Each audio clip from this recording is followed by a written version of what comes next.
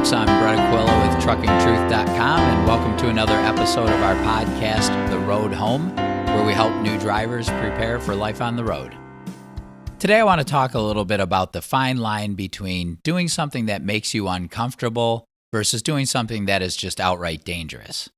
Now, when you're on the road, you're going to encounter bad weather and terrible traffic on a regular basis. You're going to be driving down long, steep mountain grades with heavy loads, and you'll be delivering to places located downtown in some of the largest cities in the country.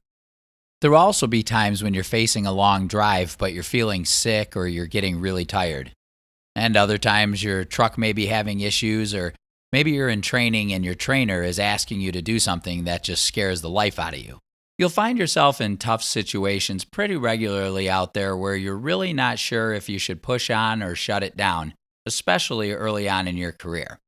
So I'm going to cover some of the circumstances you'll encounter out there and give you some insights to help you make these tough decisions. Let's start out talking about your time on the road with a trainer. Now, first of all, you have to understand that the only way you can learn to do something like driving a truck is by doing it. I mean, it would be great if you could just read a book or watch a demonstration and suddenly find you have the skills you need to do the job safely. But obviously, it doesn't work that way. So your trainer's job involves walking a fine line. He has to push you hard enough that you'll improve your skills, but not so hard that you wreck the truck or have a nervous breakdown in the process. There's going to be a lot of times when you're asked to do things that scare the life out of you, and we've even had people suggest that their trainer is setting them up for failure or forcing them into dangerous situations. Well, one of the things you have to keep in mind is that your trainer is in the truck with you. He doesn't want to get in a wreck any more than you do. So he's not going to make a decision that he feels is endangering his own life. If he's asking you to do something, it's probably because he feels you can manage it safely. And in fact, your trainer may oftentimes have more confidence in you than you have in yourself. So you have to get used to being outside of your comfort zone, especially early on in your career. Now, if you find that your trainer is blatantly being reckless or asking you to do anything illegal, then it's time to park the truck and make some phone calls to the company. I'd love to say that you'll never have to worry about this sort of thing, but unfortunately there are some trainers that really don't make the best decisions themselves. So you do have to be aware of that possibility, but don't make the mistake of thinking your trainer isn't doing a good job because you're not comfortable out there.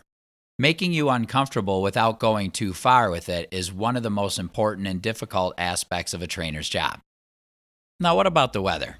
Obviously, there will be times you're in dangerous weather like snowstorms or high winds. So when is the weather bad enough to warrant shutting it down? Well, this is one circumstance where oftentimes you're going to have to trust your instincts and keep the big picture in mind. If you're in over your head, you're going to feel it in your gut. You know what I mean? You're going to know that you're on the edge of losing control and that you're taking some serious chances. When you start to feel that way, you know it's time to shut it down. And it's important to ignore what everyone else is doing.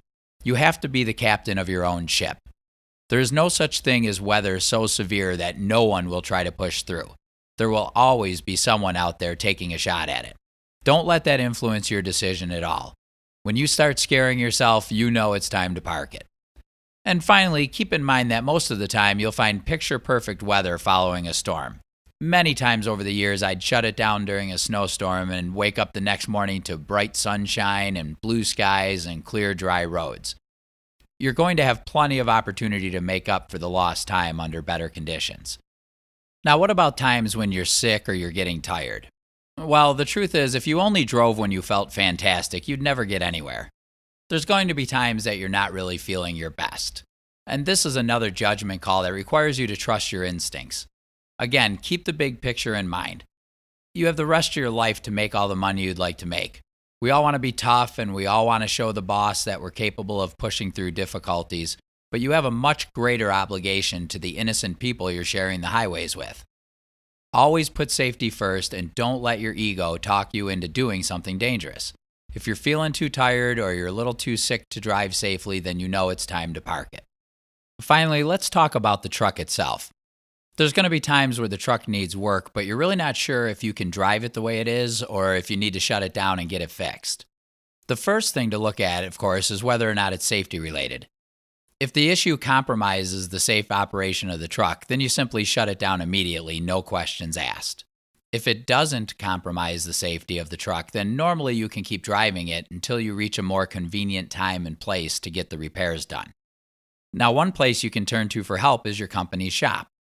Give the shop a call and explain the situation. They'll be glad to help you determine if it's safe to drive the truck or if you need to shut it down and get it fixed right there and then. So that's a look at some of the specific circumstances you'll face out there, and now I'd like to make some important points to keep in mind regardless of the situation you're in. The first point I'd like to make is to simply trust your instincts. When you can really feel that you're heading into a dangerous situation or you're in over your head, then you know it's time to shut it down. Now, that certainly doesn't mean that you're never going to drive through challenging circumstances or that you'll always feel comfortable out there. I mean, trucking is inherently risky and you're going to be challenged on a regular basis. But when your gut starts hurting and you really start getting that feeling of impending doom, then you know it's time to shut it down. A second point I'd like to make is never to let anyone talk you into driving that truck when you know it may not be safe or legal to do so. Truckers have very little authority, but a ton of responsibility. Fortunately, the one thing you do have authority over is whether or not you put that truck on the highway. If you don't feel it's safe and legal to drive that truck, then park it. Simple as that. The final point I'd like to make is that you must keep the big picture in mind when making big decisions. Don't risk injury or property damage or your career because you're trying to make an extra buck or you want bragging rights as the driver who can drive through anything. You have to be a lot smarter than that. Risking your life or the lives of those around you for such petty reasons is foolish. You have the entire rest of your life to make money and achieve great things. Pushing yourself to drive when you shouldn't be driving is playing with fire. It's going to end badly for you sooner or later. And even worse, you might get innocent people hurt or killed in the process. You know, there's a saying that you can apply to trucking that you may have heard used in other professions. There are old truckers and there are bold truckers, but there are no old, bold truckers.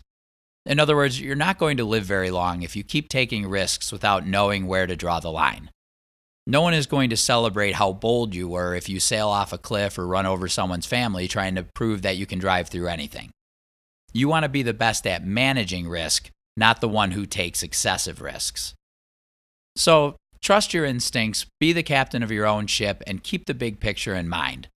Understand the difference between being a little uncomfortable with the circumstances versus being reckless or dangerous in your approach. The best drivers are the ones who understand their limits and make safe, smart decisions. So go out there and run hard when you can, but shut it down when you should. So when the work is done, you can sit back and relax and enjoy the road home. I'm Brett Aquila with Trucking Truth, and we'll see you next time.